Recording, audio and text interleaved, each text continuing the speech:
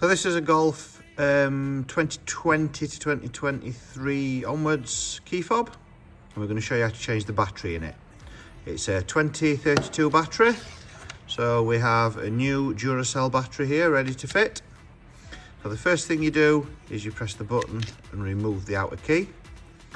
You then put the key in, and that helps you pop the back up,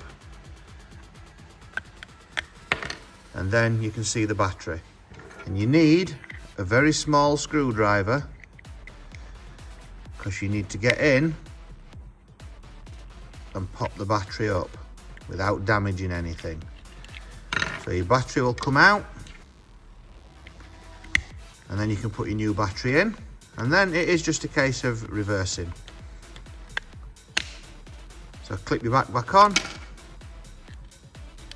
and push your key back in, and it is as easy as that. That is how you change your key fob battery on a Golf 2020 to 2023 and possibly later key fob.